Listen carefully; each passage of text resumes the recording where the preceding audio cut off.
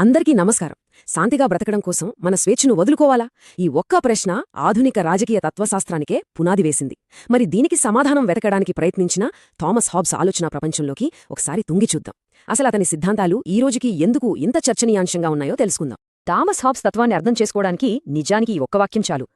నేను, భయం, మేమిద్దరం కవలలం అని ఎందుకన్నాడంటే, స్పెయిన్ దేశం ఇంగ్లండ్ మీదికి దండెత్తుతుందన్న భయంతోనే వాళ్ళమ్మగారు అతనికి నెలల నిండక ముందే జన్మనిచ్చారట.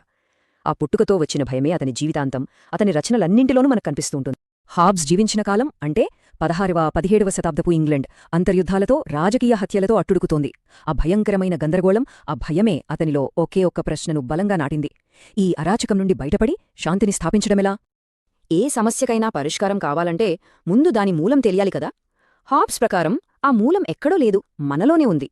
అందుకే ఆయన లోతుగా విశ్లేషించాడు. సమాజం, చట్టాలు, సంస్కృతి, ఈ ముసుగులన్నీ తీసేస్తే మనిషి అసలు స్వరూపమేంటి? మనం నిజంగా ఎలాంటివాళ్లం? ఆయన చెప్పే సమాధానం కొంచెం మనల్ని నిరాశపరచొచ్చు. హాబ్స్ ప్రకారం మానవులందరూ ప్రాథమికంగా యుటిలిటేరియన్లు. సింపుల్గా చెప్పాలంటే మనల్ని నడిపించేవి రెండు శక్తులు. ఒకటి సుఖాన్ని వెతుక్కోవడం, 2 బాధ నుండి పారిపోవడం. ఆకలిస్తే అన్నం కోసం వెతుక్కుంటాం, చలిస్తే వెచ్చదనం కోసం చూస్తాం. మన పనులన్నింటి వెనుక ఉన్న అసలు కారణం ఇదే. ఈ చిన్న పాయింట్ మీదే ఆయన తన తత్వశాస్త్రాన్ని మొత్తం నిర్మించాడు. ఈ సుఖదుఖాల వేట మనలో 5 ముఖ్య లక్షణాలకు దారితీస్తుంది. 1 మనం స్వార్థపరులం, ఎవరికి వారు తమ సుఖం గురించే ఆలోచిస్తారు. 2 మనకు ఆనందాన్నిచ్చేవి భౌతిక వస్తువులే. 3 వాటిని మన సొంతం చేసుకోవాలని చూస్తాం. 4 వాటిని ఎవరైనా లాక్కుంటారేమో, కోల్పోతామేమోనని నిరంతరం ఒక అభద్రతాభావంతో ఉంటాం. ఇక చివరిగా 5వది, ఈ భయాన్ని పోగొట్టుకోవడానికే మనం నిరంతరం అధికారం కోసం పాకులాడతామన్నమాట. ఈ ఆలోచన చాలా చాలా కీలకమైనదే. అధికారం కోసం మన అన్వేషణ ఎప్పటికీ ఆగదు. అది చావుతో మాత్రమే ముగిసే ఒక నిరంతర పోరాటం అని హాబ్స్ గట్టిగా నమ్మాడు. ఎందుకంటే అధికారం ఉంటేనే మనం మనల్ని మనం రక్షించుకోగలం, మన సుఖాలను కాపాడుకోగలం. సరే, మరి అధికారం కోసం ఇలా ప్రతి ఒక్కరూ పోటీ పడుతుంటే, వాళ్లని కంట్రోల్ చేయడానికి ఏ చట్టంగానీ, ఏ ప్రభుత్వంగానీ లేకపోతే అప్పుడు పరిస్థితి ఎలా ఉంటుంది? హాబ్స్ ఊహించిన ఆ దృశ్యం ఒక పీడకలలాంటిది. అందరితో అందరికీ యుద్ధం. ఈ భయంకరమైన పరిస్థితిని వివరించడానికి హాబ్స్ ప్రకృతి స్థితి అనే ఒక ఆలోచన ప్రయోగాన్ని వాడాడు. ఇది చరిత్రలో నిజంగా ఉందా లేదా అనేది ముఖ్యం కాదు, జస్ట్ ఊహించుకోమంటాడు. ఒకవేళ ప్రభుత్వం అనేదే లేకపోతే మన జీవితాలు ఎలా ఉంటాయో అని. హాబ్స్ మాటల్లోనే చెప్పాలంటే ఇది అందరితో అందరికీ యుద్ధం జరిగే స్థితి. ఇక్కడ పక్కవాడు స్నేహితుడు కాదు, పోటీదారుడు. నమ్మకం, సహకారం లాంటి వాటికి అస్సలు తావే లేదు. ప్రతి ఒక్కరూ ఇంకొకరిని తమ మనుగడకు ముప్పుగా చూస్తారు. బహుశా హాబ్స్ చెప్పిన మాటల్లోకెల్లా అత్యంత ప్రసిద్ధమైనది ఇదేనేమో. ప్రభుత్వం లేని ప్రపంచం ఎంత దారుణంగా, దయనీయంగా ఉంటుందో చెప్పడానికి ఈ ఒక్క వాక్యం చాలు. ప్రాణానికి భద్రత లేని జీవితం ఎంత భయంకరంగా ఉంటుందో ఇది స్పష్టం చేస్తుంది. ఆ ప్రకృతి స్థితిలో నాగరికతకు ఆనవాళ్లే ఉండవు. చట్టం లేదు, న్యాయం లేదు, మంచి చెడు అనే తేడా లేదు. కళలు, పరిశ్రమలు అభివృద్ధి చెందవు. అక్కడ ఉండేది ఒకే ఒకటి, ఎప్పుడు ఏటినుంచి దాడి జరుగుతుందో, ఎప్పుడు చనిపోతామో అన్న నిరంతర భయం. ఇది ఎవ్వరూ కోరుకొని ఒక పీడకల. సరే, సమస్య ఇంత భయంకరంగా ఉన్నప్పుడు మరి పరిష్కారమేంటి? ఈ అరాచకం నుండి బయటపడ్డానికి ఏదైనా మార్గముందా? ఇక్కడే హాబ్స్ తన ప్రసిద్ధ పరిష్కారాన్ని మన ముందు పెడతాడు.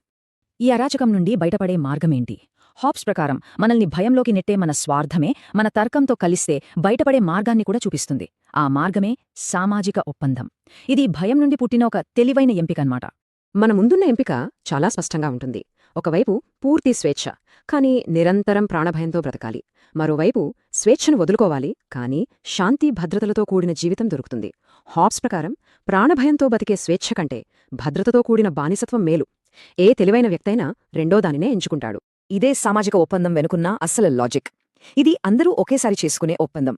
నేను నా స్వేచ్ఛను వదులుకోవడానికి రెడీ, కానీ ఒకే ఒక కండిషన్, మిగతా అందరూ కూడా తమ స్వేచ్ఛను వదులుకుంటేనే అనే షరతుపై ఇది ఆధారపడి ఉంటుంది. ఇలా అందరూ తమ హక్కులను ఒక కేంద్ర అధికారానికి అప్పగించేస్తారు. అయితే ఈ ఒప్పందంలో ఒకే ఒక్క హక్కును మాత్రం ఎవ్వరూ వదులుకోరు. అదే ఆత్మరక్షణ హక్కు.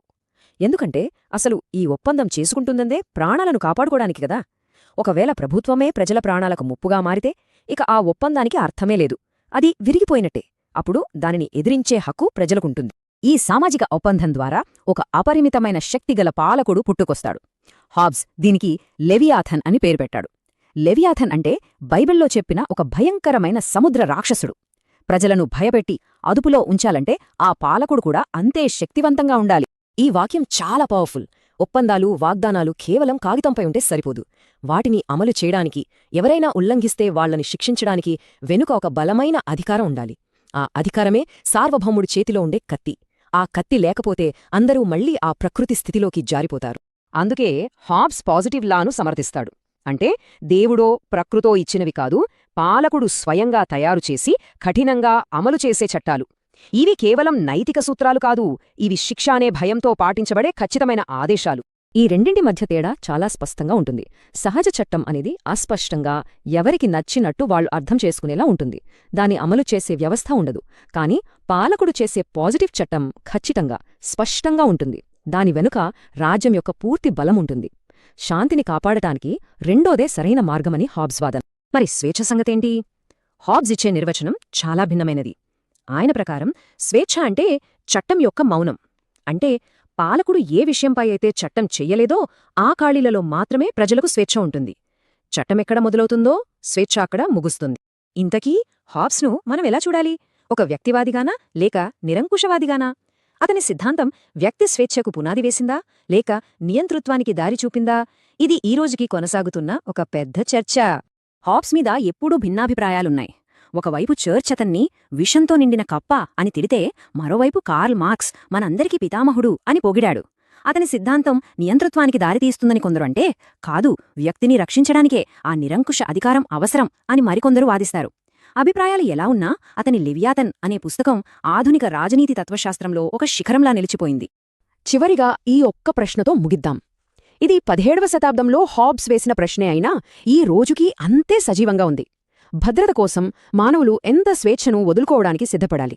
ఈ రెండింటి మధ్య సరైన బ్యాలెన్స్ ఎక్కడ దొరుకుతుంది? దీనికి బహుశా ఒక్కటే సమాధానం ఉండదేమో.